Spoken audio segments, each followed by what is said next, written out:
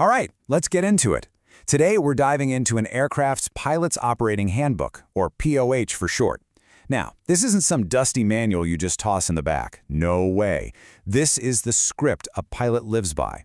It's the rule book that can mean the difference between a totally normal flight and a disaster. So let's see what makes this thing so important. And right away, this is one of the first things you see. They are not messing around. The manual just comes right out and tells you what the stakes are. Every single page, every checklist, every number that follows is written with this one idea in mind. Flying is serious, and this book is your key to doing it safely. So let's dig into what this book really is. You can think of the POH as the aircraft's sacred text. It tells you everything you can do, and maybe more importantly, everything you absolutely cannot do. But the thing is, it's not some static document that was published once and then forgotten. It's alive. It's constantly learning. And here's the deal. By law, a copy of this exact manual has to be inside the aircraft on every single flight. It's just as crucial as the wings or the engine. It's got the precise government-approved procedures for this specific make and model, covering everything from just starting the engine to handling the absolute worst-case scenario you can imagine. And this timeline just shows you exactly what I mean by a living document. Look at this. Every single one of these updates represents new knowledge, stuff that was often learned from real-world flights. In 2019, they added more detail on how to restart the engine mid-air. In 2022, they added new guidance for a super high-tech emergency glide system. This book literally gets smarter over time, and it's all in the name of safety. Okay, so you've read the book, you're at the airfield, you're ready to go. But you can't just jump in and take off. Before any flight, there's this ritual that you just don't skip. It's like having a physical conversation with the airplane, and the whole thing is guided by the POH. This is the pre-flight inspection. It's this super meticulous, hands-on process. You're not just, glancing at things. You're taking a fuel sample to make sure there's no water in there that could kill the engine. You're checking the static port. It's this tiny little hole that helps tell you your airspeed to make sure a bug didn't crawl in there. You are physically confirming the controls move freely and, in the right direction. Every single step is a deliberate check to make sure this machine is ready to defy gravity. And after all that careful work, this is the payoff. What the aircraft is capable of. The manual lays these numbers out with total precision so a pilot knows exactly what their plane can do. Top speed of 120 kS, that's knots indicated airspeed, which is about 138 miles per hour. A range of almost 550 nautical miles.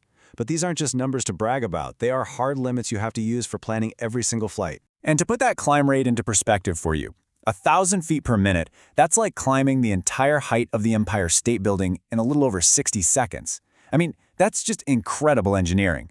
But, as the POH makes perfectly clear, with that kind of performance comes an even bigger need to follow the rules. So once you're up in the air, you get this incredible sense of freedom. But that freedom, it exists inside a really rigid box of rules, and you have to stay constantly aware of these invisible dangers that the POH is there to prepare you for. And listen, these are not suggestions. They are hard and fast limits. The manual is crystal clear. No aerobatics. No intentional spins. You can't fly onto clouds or into weather where you know there's ice. Every one of these rules is a boundary, right? It defines the aircraft's safety envelope. If you go outside that box, you're flying in a space that is unknown, untested, and incredibly dangerous. And it's not just about the maneuvers you perform, it's about the environment you're flying in. The manual warns pilots about really specific dangers, like something called vapor lock. To put it simply, this is when your fuel literally starts to boil in the lines before it can even get to the engine. The fuel pumps start pushing gas vapor instead of liquid fuel, and pretty soon, the engine is just starving. So the really important question is, what conditions actually create this danger? The POH doesn't just tell you there's a monster, it tells you exactly where it likes to hide. And the POH lays it all out nice and neat. Hot days, especially if it's over 80 degrees Fahrenheit. Using the wrong kind of fuel, like say a winter blend gas in the summer, which is way more volatile. Flying at high altitudes where the air pressure is lower. Or even just taking off too soon after you've landed on a hot day. The manual gives you this knowledge so you can see a problem coming and avoid it before it ever has a chance to start. And all of this brings us to the most critical job of the POH. What happens when, despite all the checks, despite all the planning, something just goes wrong? This is where the manual becomes an emergency playbook, designed to do one thing. Turn raw, unfiltered panic into calm, deliberate procedure.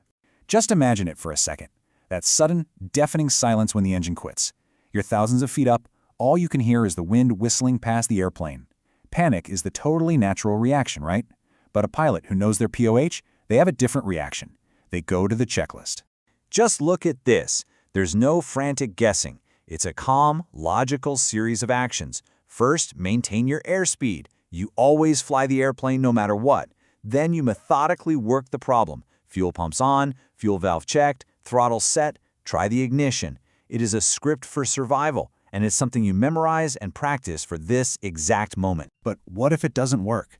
What if the engine's just gone? Now your airplane is a glider. Your altitude, that's your currency, and you've got to spend it very wisely to get to a safe landing spot. And guess what? The POH has a very specific instruction for this too, and it all boils down to one single critical number. 63 kios. In that moment, this is the most important number in the entire world. It's the aircraft's best glide speed. If you fly faster, you fall faster and you don't go as far. If you fly slower, you become less efficient and you also don't go as far. But at exactly 63 knots, you will cover the most possible ground for every foot of altitude you lose. This number buys you time. And time, well, time buys you options. So in the end, the pilot's operating handbook is so much more than a manual. It's a collection of lessons. It's a set of really strict boundaries. And it's a calm voice in the middle of a crisis. It's the distillation of thousands of hours of experience, all designed to give a pilot the one thing they need most when everything goes wrong: a clear procedure to follow.